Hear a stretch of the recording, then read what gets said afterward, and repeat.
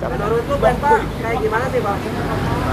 Kalau menurut gua sih biasa aja sebenarnya mah. Karena gua orang kaya.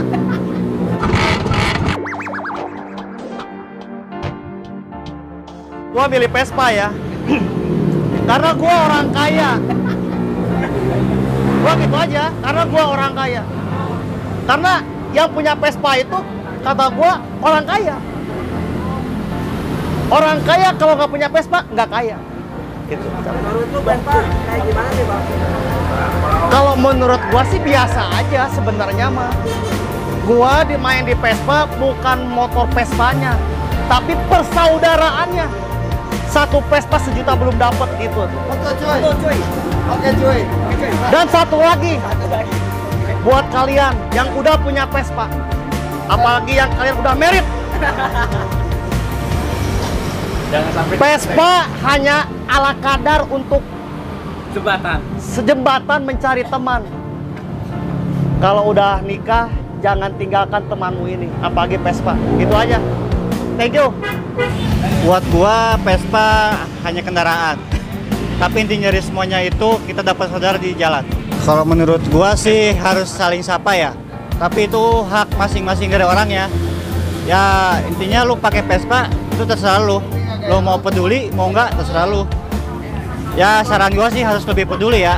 Pokoknya Vespa buat gua segalanya lah. Dari Vespa gua banyak belajar tentang persaudaraan. Ya memang Vespa betul kata Hendrik, cuma kendaraan. Tapi dari situ gua bisa banyak belajar tentang persaudaraan, pertemanan. Lewat Vespa seharusnya kita sesama pengguna di jalan itu harus saling membantu. Ya sebaik-baik manusia itu manusia yang bermanfaat bagi manusia yang lain ya. Kita saling bantu-membantu lah. Walaupun nggak bisa apa-apa, ya berhenti dulu lah buat ngasih supportnya lah. Walaupun rokok sebatang. Di Vespa itu sebenarnya lebih mengutamakan solidaritas. Jadi sebenarnya bukan melihat dari orangnya ya. Jadi disitulah kita bisa tahu apa artinya persaudaraan, tali silaturahmi juga kita terjaga. Mungkin dari awal saya seperti itu dengan filosofinya satu Vespa sejuta saudara. Kalau misalkan ada yang teraba, ada masalah di jalan, ya coba kita berhenti menyempatkan waktu lah. Mungkin kita bisa bantu-bantu ataupun setidaknya lah kita memberikan support ketika permasalahan Vespanya itu kenapa. Nah mungkin ya kembali lagi dengan kondisi sekarang lah. Pengalaman saya berawal Vespa itu tahun 2005 itu berawal pas lagi kerja. Nah di situ saya mulai mengenal kendaraan produk Eropa ini, yang mana Vespa itu bermacam-macam, mulai dari tahun tua sampai tahun 70-an lah. Kenangan mungkin ada satu kenangan yang lucu nih. Waktu itu gua touring ke daerah Garut. Tujuannya itu mau ke acara di daerah Cianjur Selatan. Pas begitu nyampe acara, mati lampu. Akhirnya kita melanjutkan perjalanan ke Pantai Santolo. Nah, di sini nih lucunya nih. apa itu? Pas pulang, ceritanya kita pulang. Semua pada gaspol. Pas ketika di tengah hutan, itu semuanya habis bensin.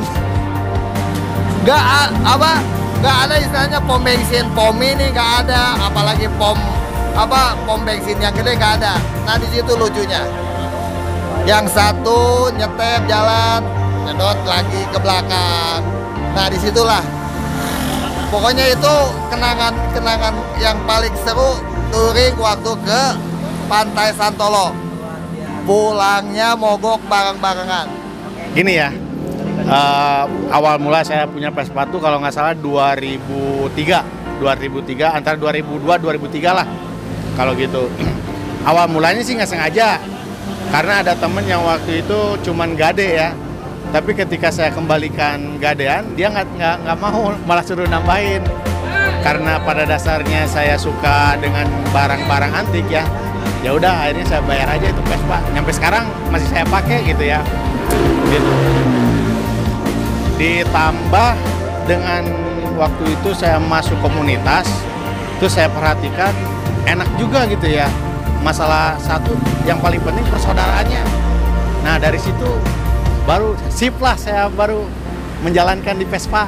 Ternyata mantap gitu. Kalau berencana ganti motor lain sih enggak, kalau nambah iya.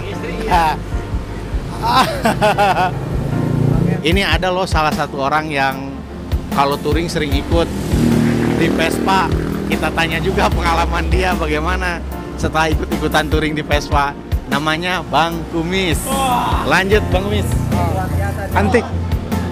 Asik. Pokoknya antik, asik, enjoy. Lebih baik naik Vespa. Kalau anak-anaknya sih enak aja kalau buat ngopi-ngopi mah, buat ngobrol, buat acara touring di jalan, nongkrong ngopi, enjoy semuanya. Love it. Oke, makasih deh. Pokoknya kondusif. Vespa itu apa ya? Sudah mendarah daging sih kalau buat gua ya Vespa. Mendarah daging. Soalnya banyak banget nih pengalaman dari Vespa ya, dari touring-touring dulu sampai sekarang. Apalagi ya waktu pas perjalanan di Lampung, gue inget gue ketinggalan rombongan paling belakang. Di situ tahu sendirilah Lampung kalau zaman tahun 2010-an itu kayak gimana. Kalau kita udah ketinggalan, jalannya gelap semua. Baut roda gue itu flek. Gue bingung nyari bengkel di mana kan ya. Akhirnya gue ketemu sama rombongan yang dari Tanjung Priuk. Gue sendiri, mereka ada berapa ini, akhirnya mereka berhenti, gue stop. Gue dikasih baut sama mereka, ditolongin nyampe ke dermaga di Bakauni. Wah, terima kasih banget tuh gue sama anak-anak Vespa dari Tanjung Priuk. Padahal gue nggak kenal sama mereka, tapi yang namanya Vespa ketemu di mana aja mereka tetap saudara kita. Hebat sekali pokoknya untuk anak-anak Vespa ini. Kalau pakai Vespa gue sih jadi zaman sekolah dulu ya, jadi zaman sekolah sampai sekarang. Alhamdulillah Vespa masih utuh ya sekarang, karena kalau apa ya, walaupun ada motor lain, tapi kalau Vespa itu mungkin lebih spesial lagi kalau buat di hidup gue Vespa itu. Oh ya, buat seluruh skuteris, anak-anak Vespa Indonesia dan sekitarnya lah pokoknya, tetap jaga solidaritas kalian, karena dari Vespa itu kita banyak sekali pengalaman-pengalaman hidup dari mereka ya. Karena apa? Silaturahmi yang tidak terbatas dari anak-anak Vespa itu kita bisa dapatkan dari mereka walaupun kita berada dimanapun. Wow. Apa itu? Menurut lu Vespa kayak gimana Mas? Waduh, nggak bisa diungkapkan dengan kata-kata ya. Terlalu indah kebersamaannya. Jaga silaturahim, terutama ya. Terutama di jalan saling sapa lah, hai gitu. Salam-salam saya, semoga jaga ya silaturahimnya, jangan sombong karena kesombongan hanya milik Allah Subhanahu wa Ta'ala. Amin.